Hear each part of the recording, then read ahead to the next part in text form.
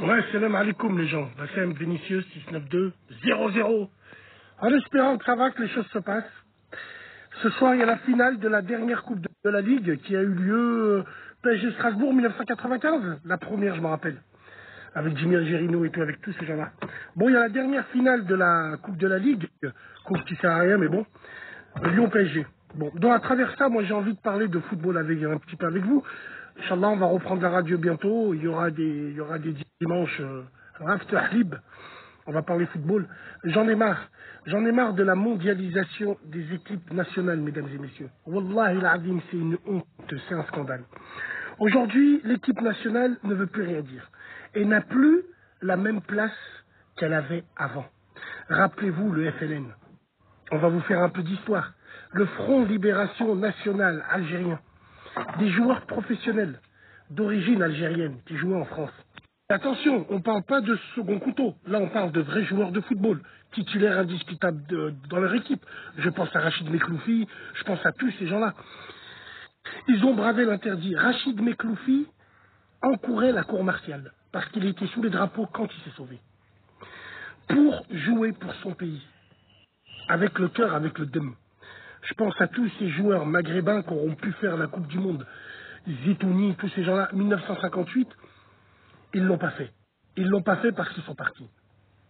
Et aujourd'hui, on pisse littéralement sur les équipes nationales. On fait passer, le joueur pro fait passer ses intérêts en club maintenant que l'intérêt de l'équipe nationale. Alors évidemment, tout le monde me dira, mais ouais, l'équipe nationale, il y a des mises au vert, les primes elles sont pas versées, hein. Je pense à tous ces dirigeants africains qui viennent avec des mallettes, plein de dollars juste avant les tournois. Ouais, mais c'est l'Afrique, c'est comme ça, les dollars. Tu vois, nous on joue pas tant que...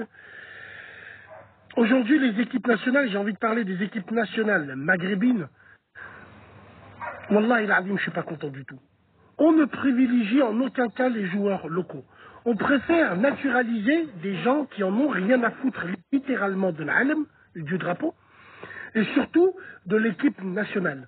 Comment est-ce que un mec, je vais parler pour la Tunisie, genre, un mec comme Santos en 2004, José Clayton, tous ces gens-là, oui mais Bassem, ils sont mariés avec une Tunisienne, on s'en bat les couilles. On les voit dans l'hymne national, il n'y a pas les larmes, il n'y a pas le seum, on les voit. Et puis, moi, j'aurais préféré qu'on prenne des joueurs nationaux issus du championnat local que d'aller naturaliser des gens qui en ont strictement rien à foutre. Santos et Clayton, ça c'est des quatrièmes équipes du Brésil, et encore, et encore. Donc c'est uniquement pour ça. C'est un scandale. Wallahi, c'est un scandale parce que les équipes nationales ne sont plus représentées.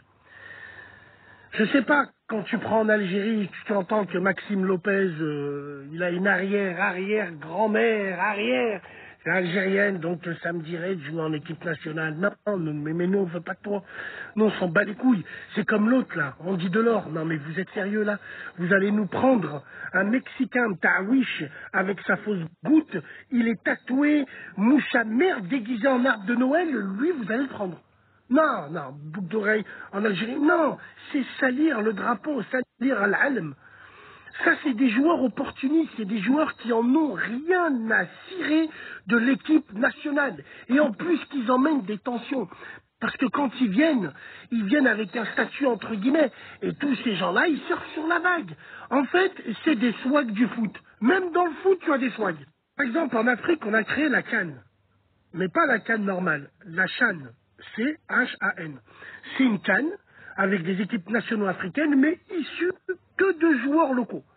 C'est que des joueurs qui jouent dans leur championnat qu'ils ont le droit de participer à cette CAN. Vous vous rendez compte tellement qu'ils sont lésés dans les vraies équipes nationales et les vraies CAN. Alors évidemment, bien sûr, on ne va pas critiquer que le fait que des joueurs comme nous, par exemple, hein, issus de l'immigration qui sommes nés en France, choisissent le pays, alhamdoulilah, ça nous emmène d'excellentes équipes nationales comme on peut voir aujourd'hui, je pense au Maroc, en Algérie, en Tunisie aussi, on a des éléments qui ont su profiter de la formation française, hein, qui est la meilleure au monde.